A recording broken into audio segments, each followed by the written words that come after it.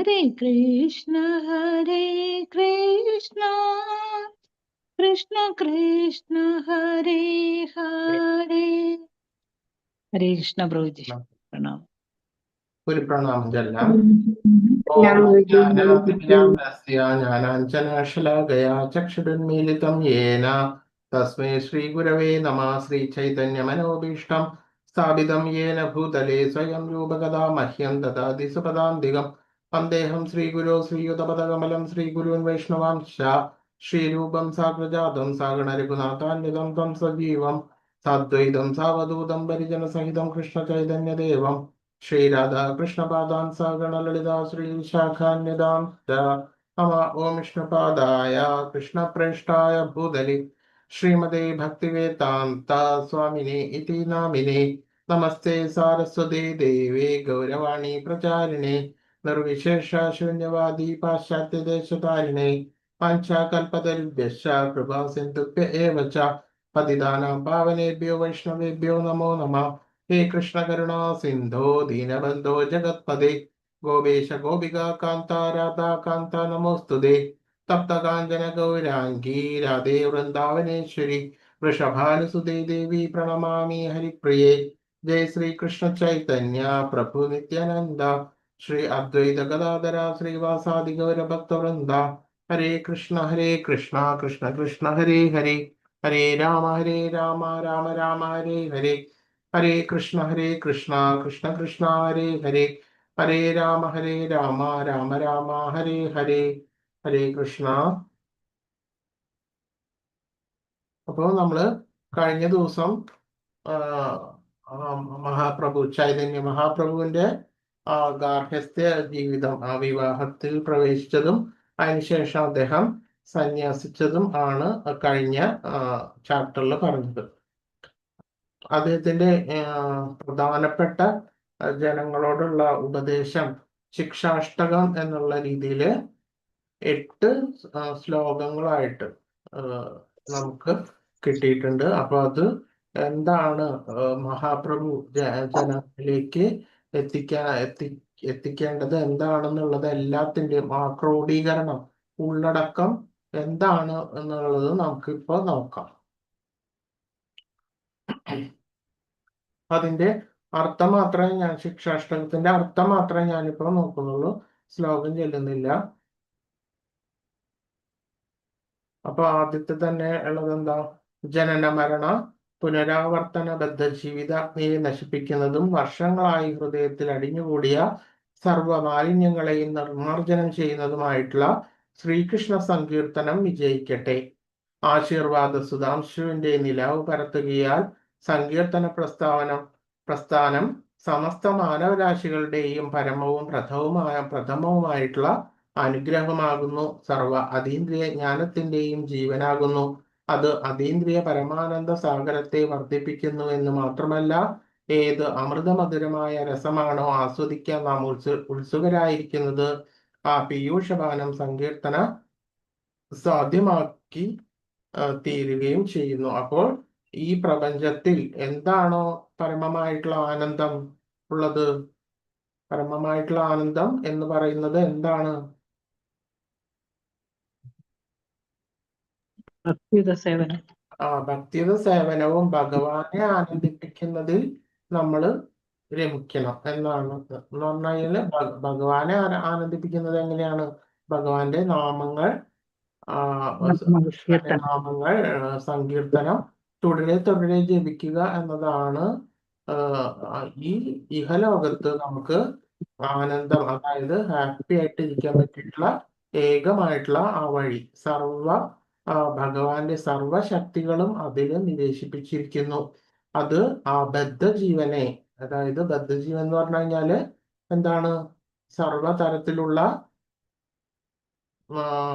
പലതരത്തിലുള്ള കർമ്മങ്ങളും ചെയ്തിട്ട് ജീവനെ ബദ്ധമായിട്ടുള്ള അതെ, ബദ്ധ അവസ്ഥയിലാണ് നമ്മളെല്ലാം ഉള്ളത് ഇപ്പോ. അപ്പോ അതിന് എന്താ ഒരു മരുന്ന് എന്നുള്ള രീതിയിലാണ് അതിനെ ഓവർകം ചെയ്യാൻ. അത് എപ്പോഴും നമുക്ക് ഇഹലോകത്തിൽ, പരലോകത്തിനെ കുറിച്ചിട്ട് നമ്മളിപ്പോ പറയുന്നില്ല, നമ്മൾ അതിനെ കുറിച്ച് ഇപ്പൊ പറയുന്നില്ല. ഇഹലോകത്ത്, നമ്മളുടെ ഈ ലോകത്ത്, നമ്മൾ ഈ ജീവിച്ചിരിക്കുന്ന ഈ സമയത്ത്, ഈ പ്രസൻസില് നമുക്ക് ആനന്ദം കിട്ടുവാനുള്ള ഒരേ ഒരു വഴി എന്താണ്? ഭഗവാന്റെ നാമസങ്കീർത്തനം മാത്രമാണ്. സങ്കീർത്തനം. അതെ, ഭഗവാന്റെ സർവശക്തികളും ആ നാമത്തിൽ ഭഗവാൻ നിവേശിച്ചിരിക്കുന്നു എന്ന് ചൈതന്യ മഹാപ്രഭു ജനങ്ങളോട് അഭ്യർത്ഥിച്ചിരിക്കുന്നു. ഭഗവാന്റെ, അതായത് ചൈതന്യ മഹാപ്രഭുവിന്റെ ജീവിതം തന്നെ എന്താണ്? ആ സങ്കീർത്തനം ജനങ്ങൾക്കിടയിൽ വ്യാപിച്ചു കൊണ്ടിരിക്കുവാൻ വേണ്ടിയിട്ടുള്ള പ്രവർത്തനമാണ് അദ്ദേഹം ആ ജീവിതകാലം അത്രയും ചെയ്തുകൊണ്ടിരുന്നത്. അപ്പോൾ ആ ശ്രീകൃഷ്ണന്റെ ആ സങ്കീർത്തനം വിജയിക്കട്ടെ എന്നാണ് പറയുന്നത്. ആ സമസ്ത മാനവരാശിയുടെയും പരമവും പ്രഥമവുമായിട്ടുള്ള അനുഗ്രഹം, അതായത് എല്ലാ മാനവരാശിക്കും കിട്ടിയിരിക്കുന്ന അനുഗ്രഹമാണ് എന്ത്? നാമസങ്കീർത്തനം. നാമസങ്കീർത്തനാണ് നമ്മളുടെ ഈ മാനവരാശിക്ക് കിട്ടിയിരിക്കുന്ന ഏറ്റവും വലിയ അനുഗ്രഹം. അതിൽ കൂടെ മാത്രമാണ് നമ്മൾക്ക് ഈ പ്രസന്റ് ലൈഫിൽ, അതായത് ഈ വർത്തമാനകാലത്ത് നമുക്ക് ആനന്ദിക്കുവാൻ അതായത് ഈ ദുഃഖാലയം അശാശ്വതമാണെന്ന് ഭഗവത്ഗീതയില് ഭഗവാൻ പറയുന്നുണ്ട്, അല്ലേ? ഭഗവത്ഗീത എല്ലാവരും അല്ലേ? അപ്പോ ഈ ഭൂമിയില് ഭഗവാൻ സന്തോഷം കിട്ടുന്നതിന് വേണ്ടിയിട്ടുള്ള യാതൊരു മാർഗവും ഈ ലോകത്തില്ല.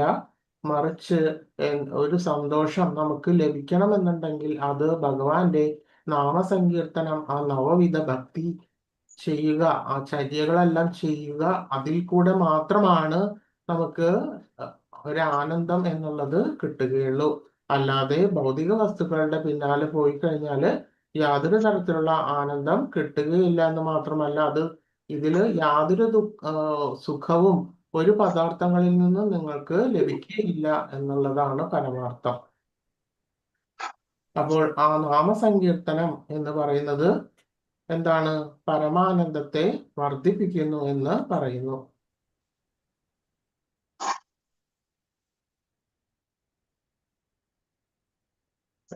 ഹരേ കൃഷ്ണ.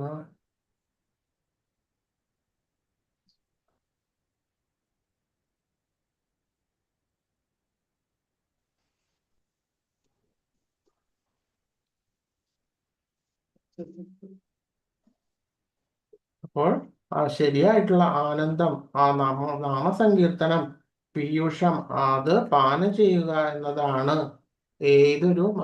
ഒരു മനുഷ്യന്റെയും ശരിയായിട്ടുള്ള ധർമ്മം എന്ന് പറയുന്നത്. അതാണ് ഒന്നാമത്തെ ശ്ലോകത്തിന്റെ അർത്ഥം. അടുത്തത്, അല്ലയോ എൻ്റെ പ്രിയ ഭഗവാനെ, ഭഗവത് നാമത്തിൽ മാത്രം ജീവസത്തകൾക്ക് സർവവിധ അനുഗ്രഹാശസ്സുകളും പ്രാപ്തമാകുന്നു. അതിനാൽ അങ്ങേക്ക് കൃഷ്ണനെന്നും ഗോവിന്ദനെന്നും തുടങ്ങിയ സഹസ്രലക്ഷം നാമങ്ങളുണ്ട്. ഈ അതീന്ദ്രിയ നാമങ്ങളൊക്കെ അങ്ങയുടെ സർവ അതീന്ദ്രിയ ശക്തികളും അങ്ങ് പ്രതിഷ്ഠിതപാനം ചെയ്തിരിക്കുന്നു. ഈ നാമജപങ്ങൾക്കൊന്നും അതികഠിനമായിട്ടുള്ള സുദൃഢമായിട്ടുള്ള യാതൊരു നിയമനിബന്ധനകളും ഇല്ല എന്ന് പറയുന്നു. അപ്പോൾ ആ ഭഗവാന്റെ നാമത്തിൽ നാമവും നാമിയും തമ്മിൽ യാതൊരു ഭേദവുമില്ല എന്ന് ഭഗവാൻ പറയുകയാണ്. നാമവും നാമി എന്ന് പറഞ്ഞാൽ ഇവിടെ ആരാധിക്കുന്നത് ഭഗവാനെ തന്നെ. ഭഗവാനെ തന്നെ. ഭഗവാന്റെ നാമവും ഭഗവാനും തമ്മിൽ യാതൊരു തരത്തിലുള്ള ഭേദവുമില്ല. കൃഷ്ണ, ഗോവിന്ദ, ഹരി എന്നെല്ലാം തന്നെ ഉള്ള ആ നാമങ്ങൾ അതീന്ദ്രിയമാണ്. അതിൽ ആ ഭഗവാന്റെ സർവശക്തികളും നിവേശിപ്പിച്ചിരിക്കുന്നു എന്ന് പറയുന്നു. അപ്പോൾ ഈ നാമം ജപിക്കുവാൻ വേണ്ടിയിട്ട് അതികഠിനമായിട്ടുള്ള യാതൊരു തരത്തിലുള്ള നിയമനിബന്ധനകളൊന്നും തന്നെ ഇല്ല. അപ്പോൾ ഏതൊരു തലത്തിലുള്ള ആൾക്കാരും, സ്ത്രീയെന്നോ പുരുഷനെന്നോ മറ്റ് ഭേദങ്ങളൊന്നും തന്നെ, മറ്റ് തരത്തിലുള്ള കാസ്റ്റ്, ക്രീഡ്, മറ്റ് ദേശങ്ങളിലുള്ളവനാണോ, ഇത് യാതൊരു തരത്തിലുള്ള ഭേദങ്ങളൊന്നുമില്ല. മാനവരാശിക്കും വേണ്ടിയിട്ട് ആ ഭഗവാന്റെ നാമം അവർക്ക് എല്ലാവർക്കും ജപിക്കുവാൻ വേണ്ടിയിട്ട് പറ്റുന്നതാണ്. ആ ഭഗവാന്റെ നാമത്തിൽ സർവവിധ ശക്തികളും ഭഗവാൻ അടങ്ങിയിരിക്കുന്നു എന്ന് പറയുന്നു. ആ ഭഗവാനും ഭഗവാന്റെ നാമത്തിനും തമ്മിൽ യാതൊരു തരത്തിലുള്ള ഭേദവും ഇല്ല. അത് ഉച്ചരിക്കുന്നതിന് കഠിനമായിട്ടുള്ള നിയമനിബന്ധനകളൊന്നും തന്നെ ഇല്ല.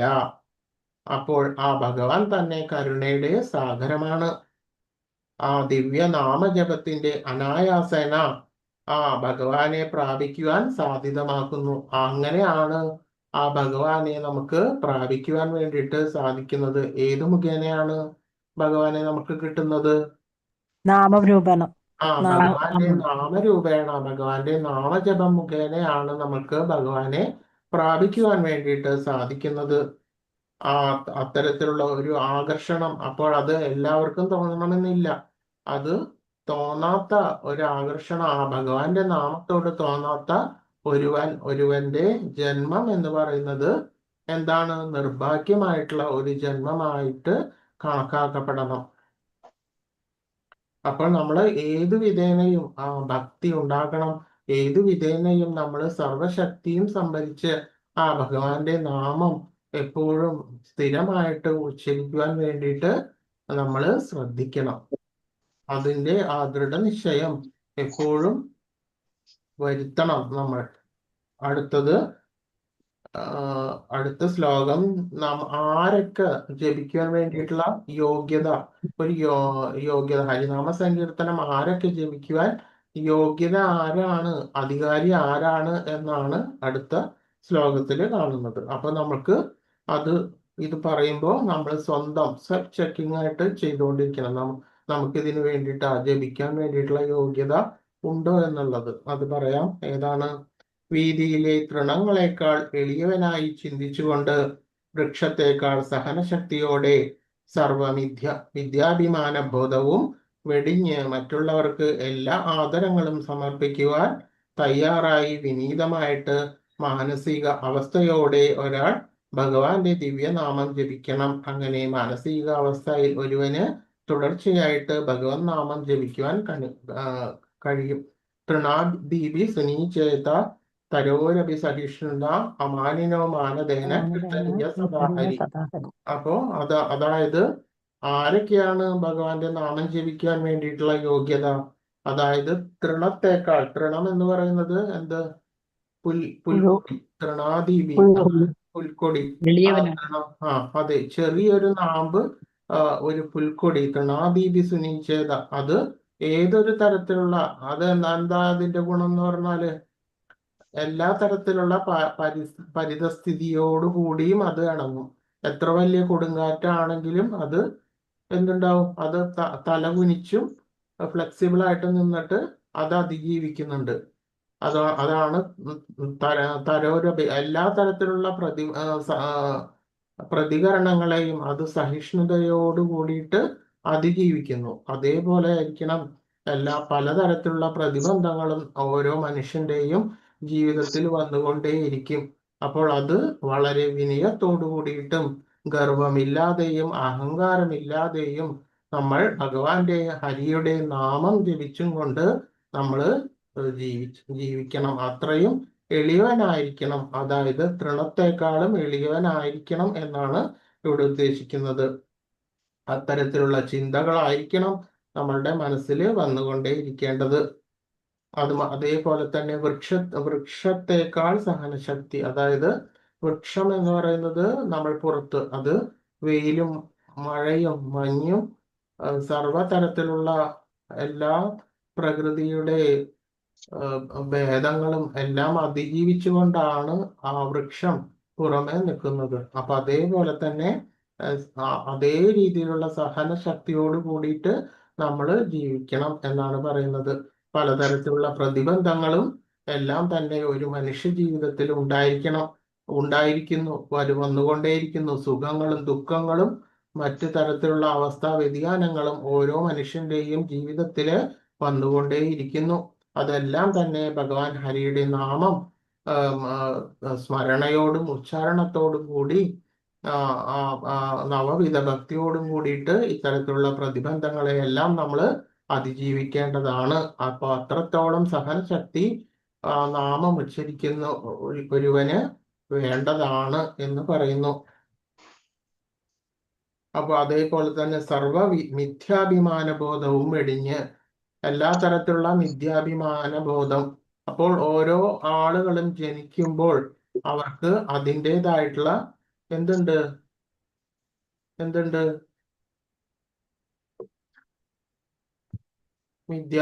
മിഥ്യാഭിമാന ബോധം ഉണ്ട്. അതായത് ഒരാള് വളരെ ഉന്നതനായിട്ടുള്ള ഒരു കുലത്തിലാണ് ജനിച്ചതെന്നുണ്ടെങ്കിൽ അങ്ങനത്തെ ഒരു അഭിമാന ബോധം ഉണ്ടായിരിക്കാം. ചിലപ്പോൾ വളരെ റിച്ച് ആയിട്ടുള്ള ഒരാളാണെന്നുണ്ടെങ്കിൽ അങ്ങനത്തെ ഒരു അഭിമാനം. അല്ലെങ്കിൽ ഒരു ദേശത്ത്, ഒരു ഉന്നത കുല ദേശത്താണെങ്കിൽ അത്തരത്തിലുള്ള അഭിമാനങ്ങൾ. അങ്ങനെ പലതരത്തിലുള്ള പല വ്യക്തികൾക്കും പലതരത്തിലുള്ള അഭിമാന ബോധങ്ങളും ഉണ്ടാകും. പക്ഷെ ഇതില് യാതൊരു തരത്തിലുള്ള മിഥ്യാഭിമാന ബോധവും ഹരിനാമം ഉച്ചരിക്കുന്ന ഒരുവന് ഉണ്ടായിരിക്കാൻ പാടില്ല എന്നാണ് പറയുന്നത്. ഹരേ കൃഷ്ണ, മനസ്സിലാവുന്നുണ്ടോ പറയുന്നത്? മനസ്സിലാവുന്നുണ്ട് പ്രഭുജി. ഹരേ കൃഷ്ണ. അപ്പോൾ സർവ മിഥ്യാഭിമാനങ്ങളും വെടിഞ്ഞ് മറ്റുള്ളവർക്ക് എല്ലാ ആദരങ്ങളും സമർപ്പിക്കുവാൻ തയ്യാറായിട്ട്. അതായത് നിങ്ങളിപ്പോ ഹരിനാമം ഉച്ചരിച്ചുകൊണ്ടോ അല്ലാതെ ഒരു വഴി കൂടെ സഞ്ചരിക്കുകയാണെങ്കിൽ നിങ്ങൾക്ക് നിങ്ങളുടെയും നിങ്ങളെക്കാളും താഴ്ന്ന രീതിയിൽ ജീവിക്കുന്ന ആളുകളെ നിങ്ങൾക്ക് വഴിയിലെല്ലാം കാണുവാൻ വേണ്ടിയിട്ട് സാധിക്കും. പക്ഷെ ഒരിക്കലും നിങ്ങളുടെ മനസ്സിൽ എന്തുണ്ടാവാൻ പാടില്ല? അവർ നമ്മളെക്കാൾ താഴ്ന്നതാണ് എന്നുള്ള ഒരു തരത്തിലുള്ള ബോധവും ഉണ്ടാകാൻ പാടില്ല. എന്ന് മാത്രമല്ല, അവർക്ക് പോലും നമ്മൾ എന്ത് കൊടുക്കണം? നാമത്തിന്റെ അതെ, പറഞ്ഞു കൊടുക്കണം. അവർക്ക് നമ്മള് എന്താ അവർക്ക് പോലും നമുക്ക് റെസ്പെക്ട്, അതായത് അവർക്ക് പോലും നമ്മൾ റെസ്പെക്ട് ചെയ്യണം. അവരെ പോലും നമ്മൾ റെസ്പെക്ട് ചെയ്യണം. ഏത് താഴ്ന്ന തലത്തിൽ ജീവിക്കുന്ന ആളുകളാണെങ്കിൽ പോലും അവരെ പോലും നമ്മൾ ബഹുമാനിക്കണം. അതായത് അമാനിനോ മാനദേന, മാനമില്ലാത്തവർക്ക് പോലും നമ്മൾ മാനം കൊടുക്കണം എന്നാണ് പറയുന്നത്. അതായത് അവരെ പോലും നമ്മൾ ബഹുമാനിക്കണം എന്നാണ് പറയുന്നത്. അപ്പോൾ അത്തരത്തിലുള്ള ഒരു ചിന്താഗതിയുള്ള ഒരു വ്യക്തിക്ക് മാത്രമാണ് ഹരിനാമം ജപിക്കുവാൻ വേണ്ടിയിട്ട് യോഗ്യൻ. അങ്ങനെയാണ്. അപ്പൊ നമ്മൾ എപ്പോഴും ഹരിനാമം ജപിക്കുമ്പോൾ, ഹരേ കൃഷ്ണ മഹാമന്ത്രം ജപിക്കുന്ന സമയത്ത് നമ്മൾ ഇതെല്ലാം പാലിക്കുന്നുണ്ടോ എന്ന് സ്വന്തമായിട്ട് നമ്മൾ ചെക്ക് ചെയ്തുകൊണ്ടേ ഇരിക്കേണ്ടതാണ്. അതല്ല എന്നുണ്ടെന്നുണ്ടെങ്കിൽ നമ്മൾ അത് തിരുത്തേണ്ടതാണ്. അടുത്തത്, അല്ലയോ സർവശക്തനായിട്ടുള്ള ഭഗവാനെ, എനിക്ക് ധനം സംഭരിക്കുന്നതിലോ സുന്ദരികളായിട്ടുള്ള സ്ത്രീകളിലോ അനുയായികളിലോ യാതൊരു താല്പര്യവുമില്ല. ജന്മജന്മാന്തരങ്ങളിൽ അങ്ങയുടെ അഹേതുകമായിട്ടുള്ള ഭക്തിയുത സേവനം മാത്രമാണ് ഞാൻ ആഗ്രഹിക്കുന്നത്. ഭഗവാനെ, അതായത് ഈ ഭഗവാനോട് പ്രാർത്ഥിക്കുകയാണ്. ധനത്തിലോ മറ്റ് കാമിക വസ്തുക്കളിലോ മറ്റു തരത്തിലുള്ള സുഖങ്ങളിലോ ഒന്നും തന്നെ എനിക്ക് ആഗ്രഹമില്ല. എന്താണത്? അതെല്ലാം എപ്പോഴും നമ്മുടെ കൂടെ ഉണ്ടാവോ? ഉണ്ടാവില്ല. ഒരു തരത്തിലുള്ള വസ്തുക്കളെ കൊണ്ടും നമുക്ക് ഒരിക്കലും സ്ഥിരമായിട്ടും നമുക്കൊരു സുഖം ഒരിക്കലും ഉണ്ടാവില്ല. അത് ധനത്തെ കൊണ്ടും മറ്റു തരത്തിലുള്ള കാമ്യ സുഖങ്ങൾ ഒരിക്കലും ആ തരത്തിലുള്ള വസ്തുക്കളെ കൊണ്ടൊന്നും തന്നെ ഈ ജന്മത്ത് സുഖം ഉണ്ടാകാൻ പോകുന്നില്ല. അത് എപ്പോഴും മാറി മാറിക്കൊണ്ടേ ഇരിക്കുന്നു. അതുകൊണ്ട് തന്നെ അതില് താല്പര്യം വെച്ചിട്ട് യാതൊരു തരത്തിലുള്ള കാര്യം ഇല്ല. നമുക്ക് ജന്മജന്മാന്തരങ്ങളിൽ ഒരിക്കലും നമ്മൾ കൂട്ടിവെച്ചിരിക്കുന്ന ധനം സുഖം തരികയില്ല. അതേ രീതിയിൽ മറ്റ് തരത്തിലുള്ള ഭൗതിക വസ്തുക്കളൊന്നും തന്നെ എപ്പമാത്രം നമ്മുടെ കൂടെ ഉണ്ടാവും? കുറച്ചു കാലം നമ്മളെ കൂടെ. അത് എന്താ ആപേക്ഷികമാണ്. ചില സമയത്ത് ഈ ജീവിച്ചിരിക്കുന്ന സമയത്ത് കൂട്ടിവെച്ച ധനം ചിലപ്പോൾ ചോർന്നു പോകാം. ഏതെങ്കിലും കള്ളന്മാരോ മറ്റേതെങ്കിലും അവസ്ഥാ വ്യതിയാനങ്ങളിൽ കൂടെ കടന്നു പോകുമ്പോൾ അത് ഇല്ലാതായി പോകാം. അതേപോലെ മറ്റു തരത്തിലുള്ള ഭൗതിക വസ്തുക്കളും ചിലപ്പോ നമ്മളുടെ ജീവിതത്തിന്റെ ഏതെങ്കിലും ഒരു ഘട്ടത്തിൽ നമ്മളിൽ നിന്ന് വിട്ടുപോയേക്കാം. ഇതൊന്നും അല്ലെങ്കിൽ തന്നെ നമ്മളുടെ ജീവിതാവസാനം വരെ ഇത്തരം വസ്തുക്കൾ ഉണ്ടെങ്കിൽ പോലും അത് മരണശേഷം നമ്മൾക്ക് ഒരിക്കലും എന്തുണ്ടാവില്ല, ഉപയോഗം ഉപകരിക്കപ്പെടുന്നില്ല, ഉണ്ടാവില്ല. ഉപയോഗം നമ്മളെ ഉണ്ടാകില്ല. അപ്പൊ എന്താണ് ശാശ്വതമായിട്ടുള്ള ഉപയോഗം?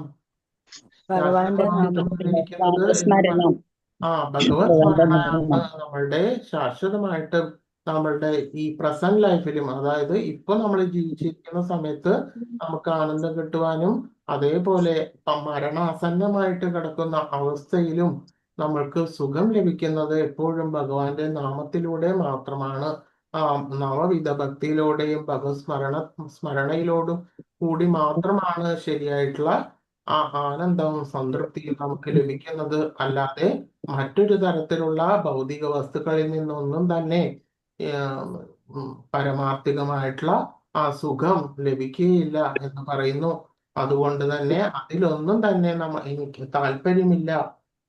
ജന്മജന്മാന്തരങ്ങളായിട്ടുള്ള അങ്ങയുടെ അഹേതുകമായിട്ടുള്ള ആ ഭക്തിയുത സേവനം, അപ്പോൾ ആ ഭക്തിയുത സേവനം ഭഗവാനെ ആ സ്മരിക്കുന്നതിന് വേണ്ടിയിട്ടുള്ള ആ ശക്തി അത് എല്ലാവർക്കും എപ്പോഴും ഉണ്ടാകണമെന്നില്ല.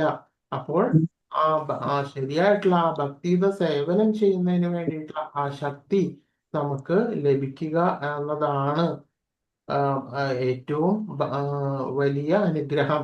ഭഗവാനിൽ നിന്ന് ലഭിക്കുന്ന ആ അനുഗ്രഹമാണ് നമുക്ക് എപ്പോഴും വേണ്ടത് എന്നാണ് പറയുന്നത്. അതാണ് ഒരു ഭക്തൻ എപ്പോഴും ആഗ്രഹിക്കുന്നത്. അല്ലാതെ ഒരു ഭക്തൻ ആ ഭഗവത് ധാമത്തിലോ അതല്ലാതെ മരണശേഷം കഴിഞ്ഞിട്ടുള്ള സുഖകരമായിട്ടുള്ള പല വിധത്തിലുള്ള ലോകങ്ങളിലോ ഒന്നുമല്ല ഒരു ഭക്തൻ ആഗ്രഹിക്കേണ്ടത്. മറിച്ച് എന്താണ് ആഗ്രഹിക്കേണ്ടത്? ഒരു ഭക്തൻ എന്താണ് ആഗ്രഹിക്കേണ്ടത്?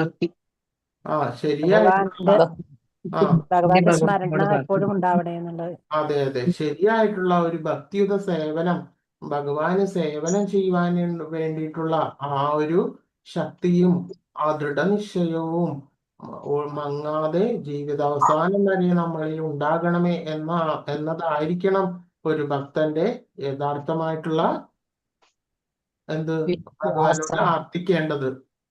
അതായിരിക്കണം നമ്മൾ ഭഗവാനോട് പറയേണ്ടത്. അതല്ലാതെ മറ്റു വിധത്തിലുള്ള ഭൗതിക ആഗ്രഹങ്ങളൊന്നും അല്ല ഒരു ക്ഷേത്രത്തിലോ മറ്റും ഭഗവാനോ പോയി കഴിഞ്ഞാൽ പറയേണ്ടത്.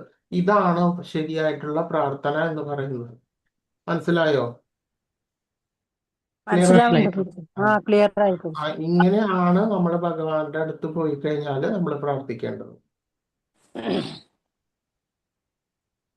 അല്ലയോ നന്ദസുധ, ശ്രീകൃഷ്ണ, അങ്ങയുടെ ശാശ്വത സേവകനായിട്ടുള്ള ഞാൻ എങ്ങനെയോ ജനന മരണ ആവർത്തന ചക്രമാകുന്ന ഈ സാഗരത്തിൽ നിപതിച്ചു.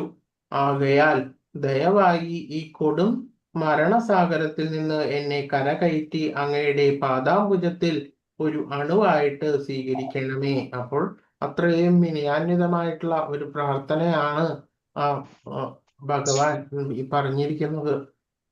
അല്ലയോ ശ്രീകൃഷ്ണ, അങ്ങയുടെ ശാശ്വത സേവകനായിട്ടുള്ള ഞാൻ അപ്പോ ശാശ്വത സേവകനാണ് എന്നാണ് പറയുന്നത് എല്ലാവരും.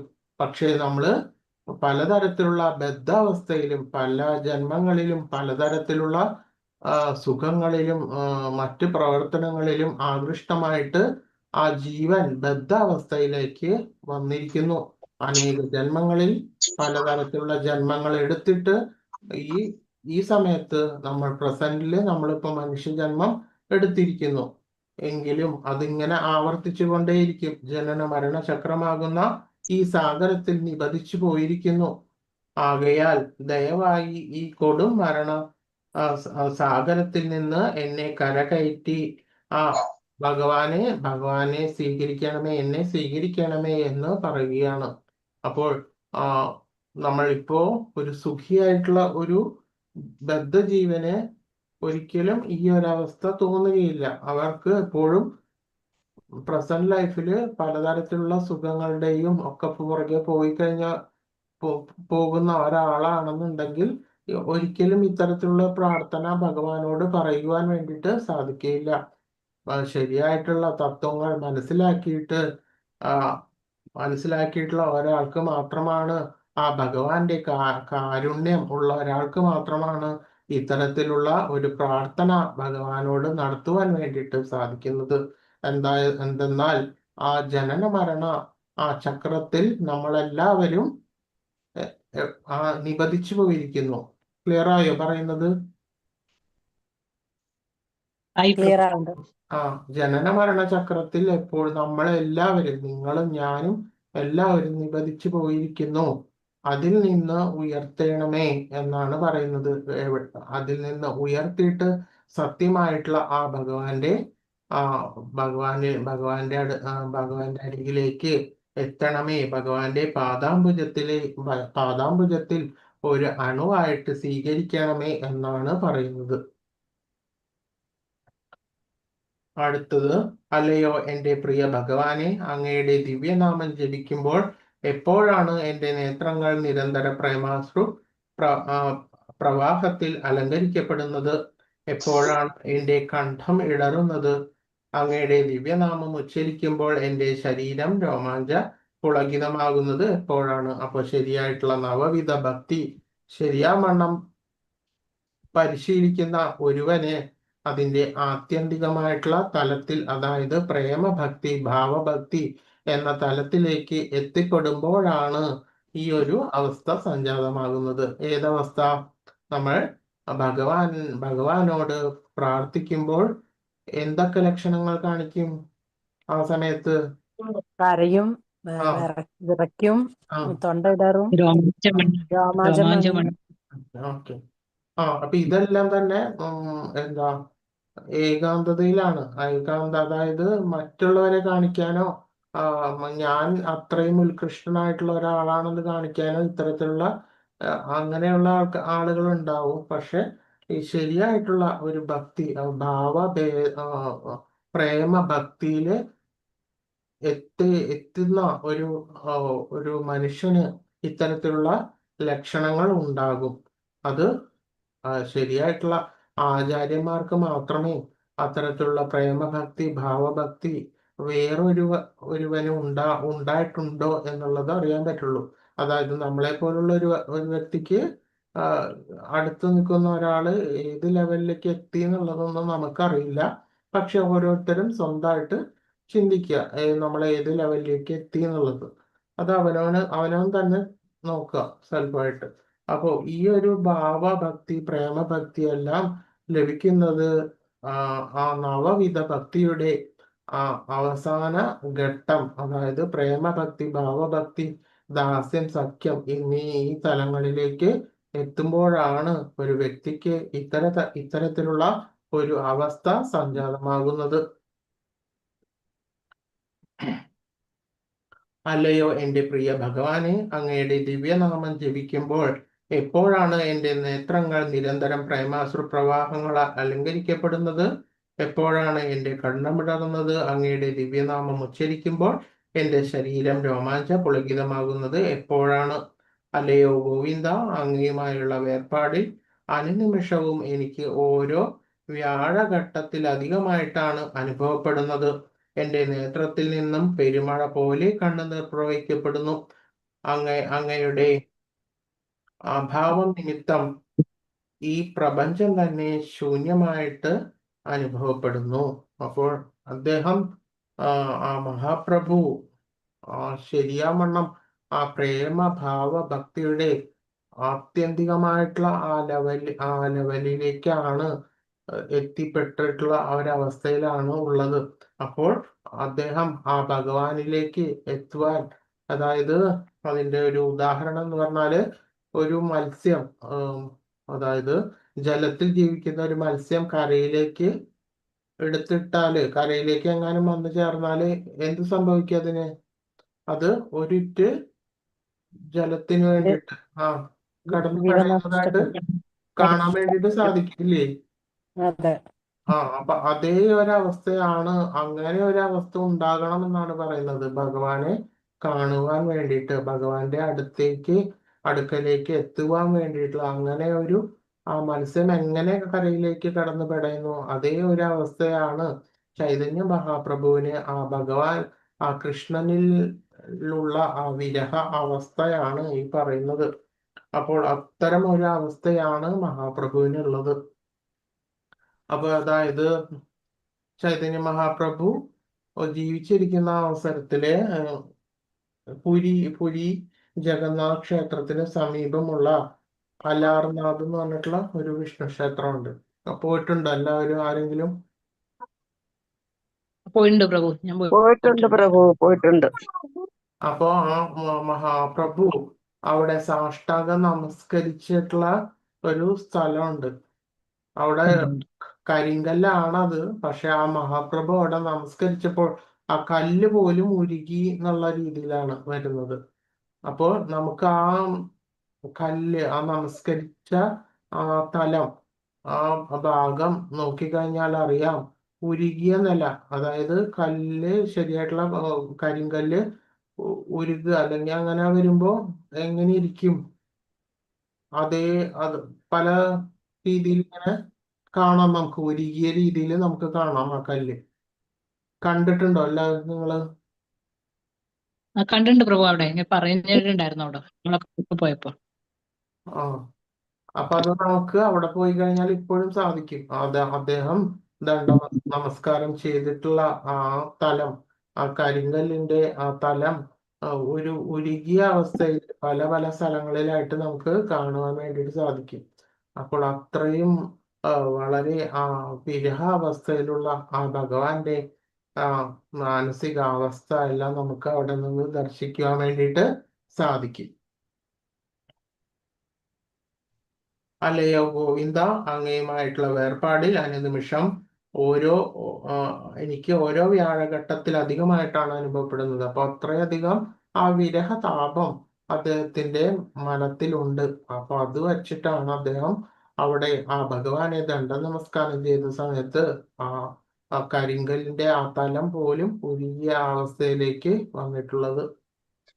കൃഷ്ണനല്ലാതെ മറ്റാരെയും എൻ്റെ പ്രഭുവായി എനിക്ക് അറിയില്ല. എത്ര ക്ഷുബ്ധമായ എന്നെ അവിടുന്ന് ആശ്ലേഷിച്ചാലും, എൻ്റെ മുന്നിൽ പ്രത്യക്ഷനാകാതെ എൻ്റെ ഹൃദയത്തെ ഛിന്ന ഭിന്നമാക്കിയാലും, എൻ്റെ മനസ്സിൽ ഭഗവാൻ അതേപടി യാതൊരു ചാഞ്ചല്യവുമില്ലാതെ എപ്പോഴും നിലനിൽക്കും. എന്തും ചെയ്യാൻ തക്ക സർവസ്വതന്ത്രനായ അവിടുന്ന് തന്നെയാണ് എൻ്റെ നിരുപാധികമായ നിത്യ ആരാധ്യ പുരുഷൻ. അപ്പോ ആ എപ്പോഴും ഏതൊരവസ്ഥയിലും അതായത് പല വിധത്തിലുള്ള സുഖങ്ങളും പല ദ്വന്ദ്ങ്ങളിലും നമ്മൾ പെട്ടുപോകും. എങ്കിലും നമ്മളുടെ ആരാധ്യനായിട്ടുള്ള പ്രഭു എന്ന് പറയുന്നത് ആരാണ്?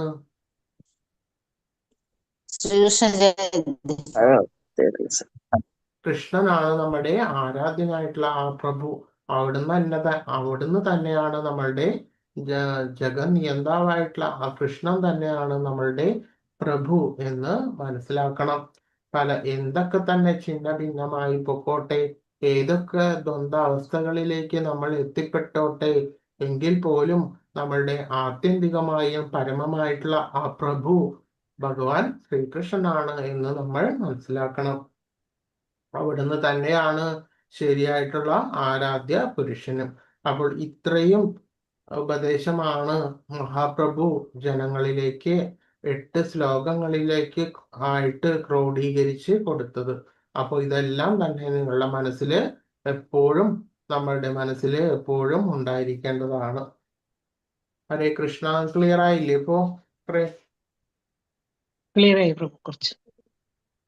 എന്നിട്ട് അതിനുശേഷം അദ്ദേഹത്തിന്റെ സന്യാസത്തിനെ കുറിച്ചിട്ട് നമ്മൾ പറഞ്ഞു കഴിഞ്ഞ ക്ലാസ്സിൽ.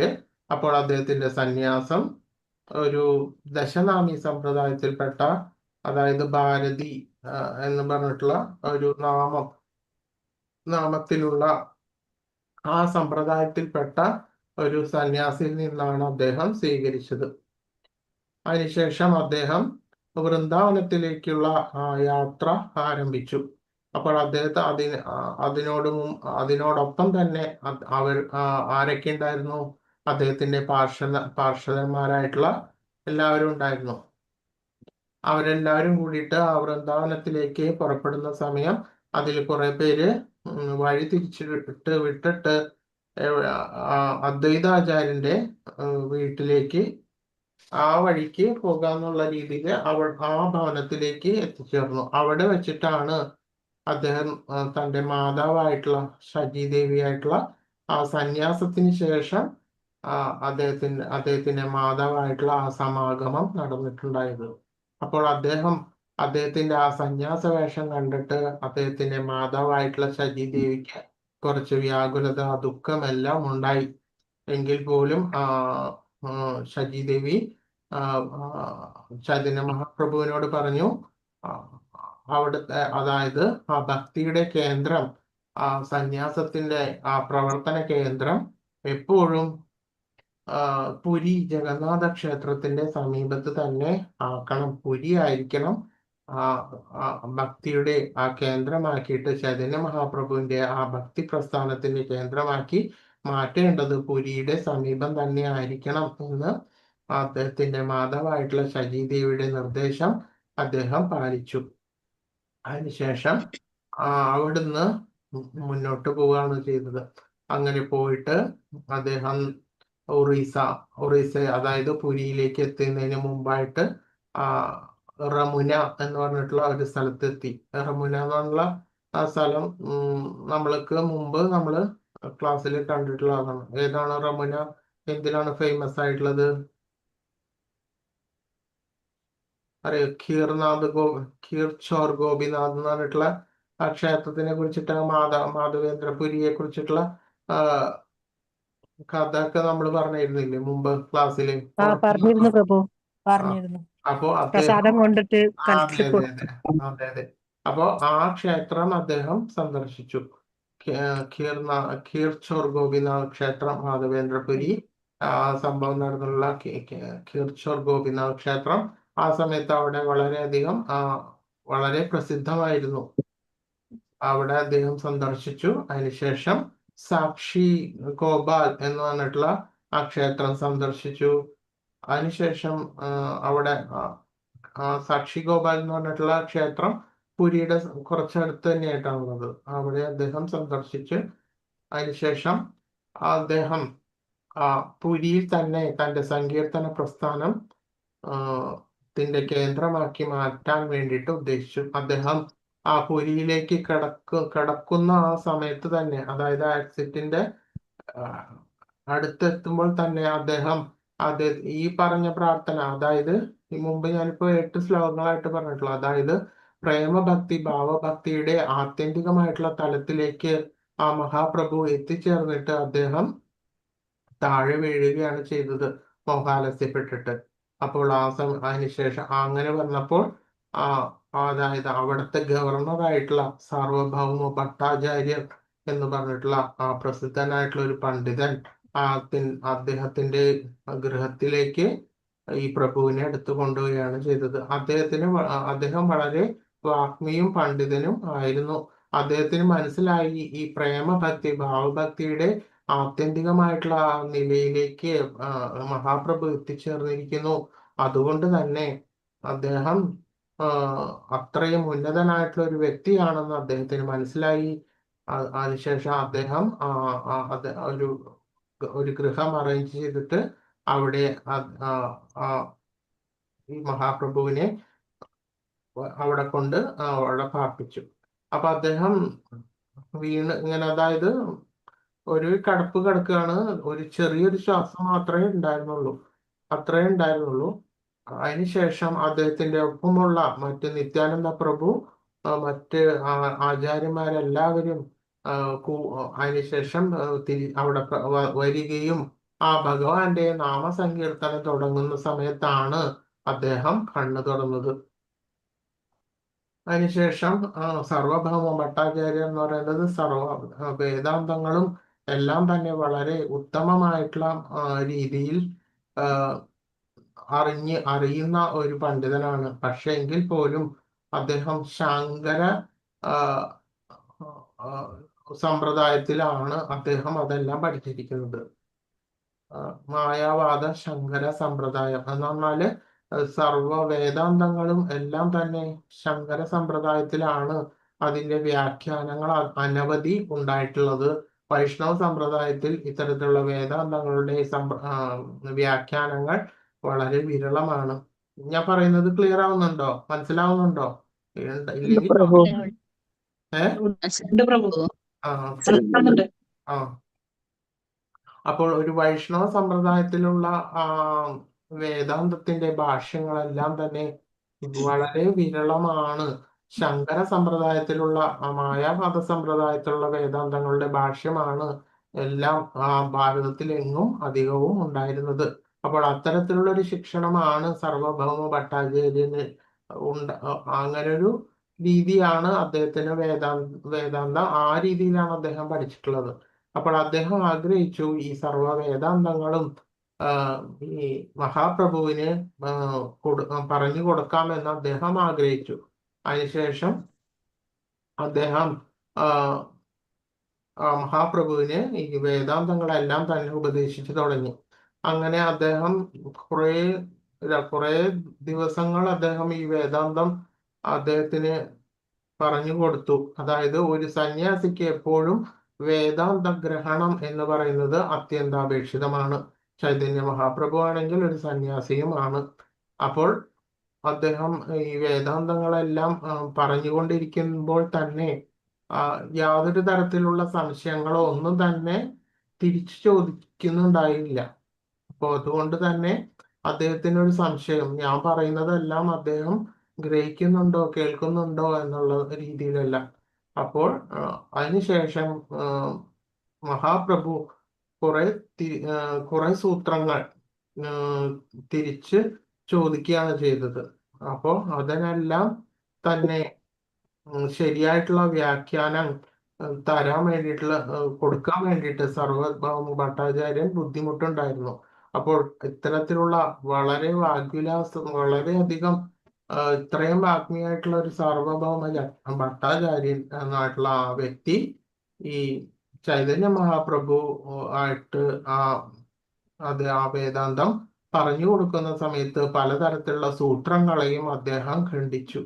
അപ്പോൾ അത് വെറുതെ ഖണ്ഡിക്കലല്ല, അത് അതിൻ്റെതായിട്ടുള്ള രീതിയിലാണ് ഖണ്ഡിച്ചു കൊണ്ടിരുന്നത്. എന്നിട്ട് അദ്ദേഹം പറഞ്ഞു, വ്യാസ ഭഗവാൻ തന്നെ ഈ സർവ വേദാന്ത സൂത്രങ്ങളും അദ്ദേഹം രചിക്കുമ്പോൾ തന്നെ അദ്ദേഹം പ്രത്യക്ഷമായിട്ടുള്ള രീതിയിൽ അതിന്റെ അർത്ഥങ്ങളെല്ലാം തന്നെ അതിൽ ശരിയാവണ്ണം മനസ്സിലാക്കുവാൻ വേണ്ടിയിട്ട് അതിൽ ഉൾപ്പെടുത്തിയിട്ടുണ്ട് ആ വേദാന്ത സൂത്രങ്ങൾ.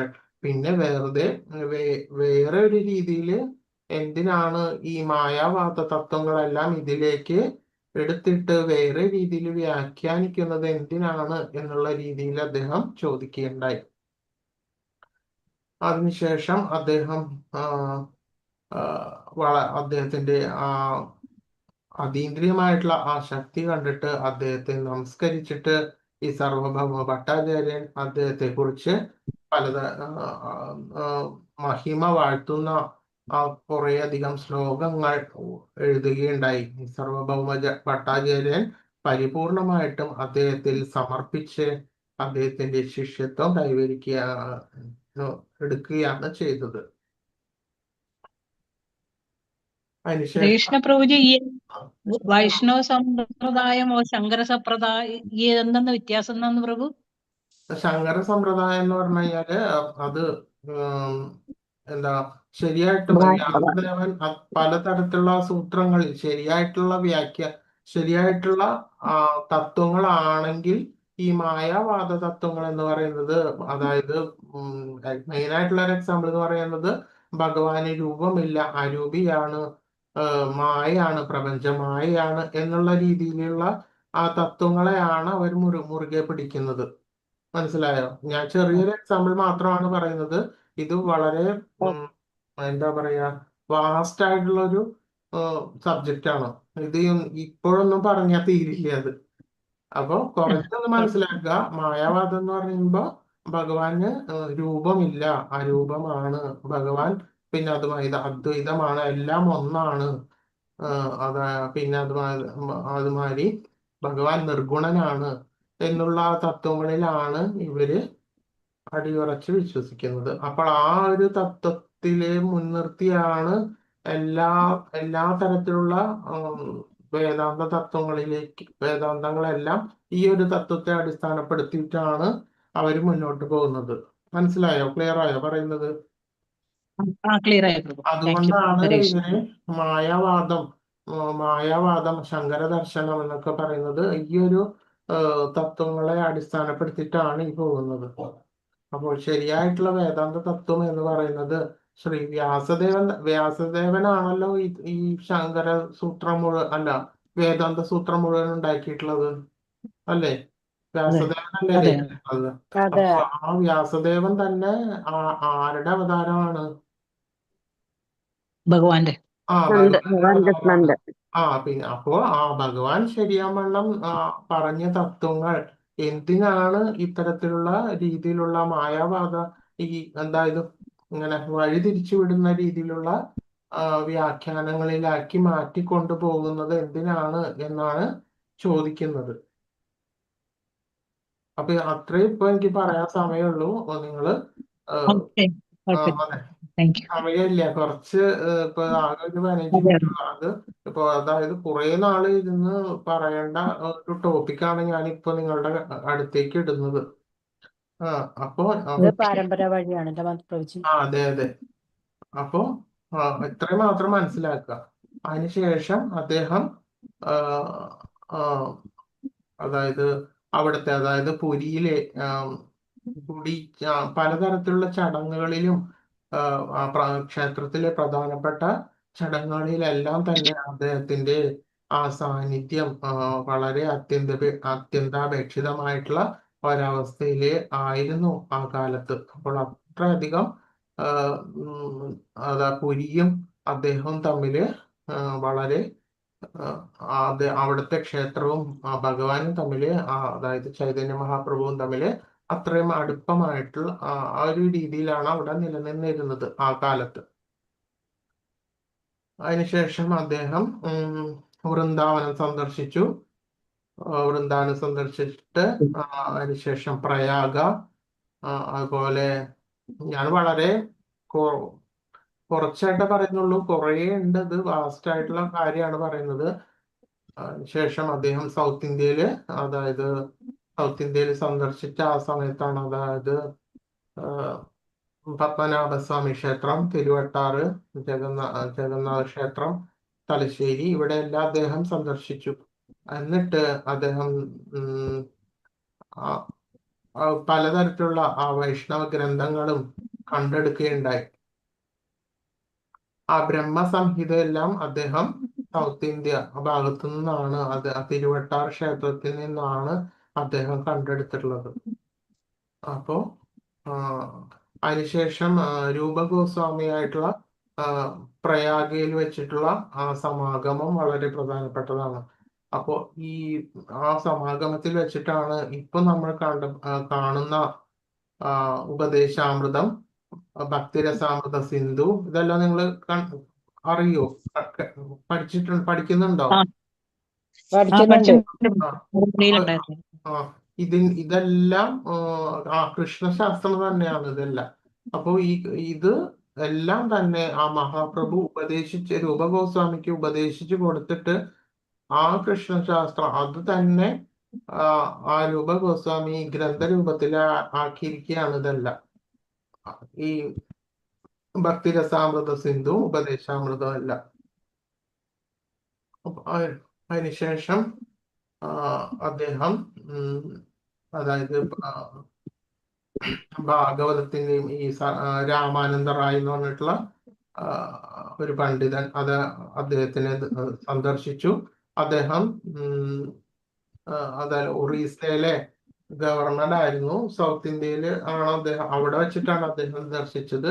അപ്പോൾ ശരിയായിട്ടുള്ള ഭക്തിയുത സേവനത്തിന്റെ തലം എങ്ങനെയാണ്, ചാതുർവർണ്ണ്യത്തിനെ കുറിച്ചും എല്ലാം അദ്ദേഹം തമ്മിൽ വാദപ്രതിവാദങ്ങളെല്ലാം ഉണ്ടാവുകയും ശരിയായിട്ടുള്ള ഭക്തിയുത സേവനം അദ്ദേഹം രാമാനന്ദ റായ്ക്ക് ഉപദേശിക്കുകയും ഉണ്ടായി.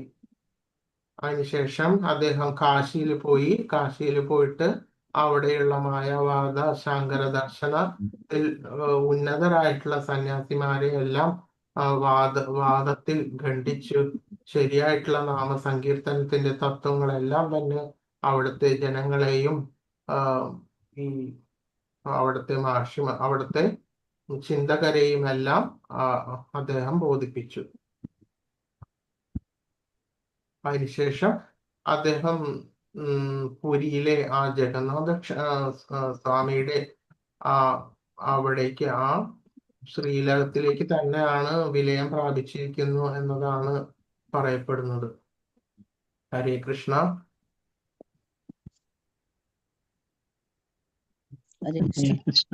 ഇതാണ് ചൈതന്യ മഹാപ്രഭുവിനെ കുറിച്ചിട്ട് അതായത് വളരെ കുറഞ്ഞ രീതിയിൽ ഒരു വിവരണം തന്നിട്ടുള്ളത്. അപ്പോ ഇതിലെന്തെങ്കിലും സംശയങ്ങൾ എന്തെങ്കിലും ഉണ്ടെങ്കിൽ ചോദിക്കാം. അപ്പൊ ഞാൻ പറഞ്ഞു തരാം ഈ ഒരു ടോപ്പിക്കിൽ. ഇപ്പൊ എന്തെങ്കിലും അറിയാത്തതുണ്ടെങ്കിലും എന്തെങ്കിലും.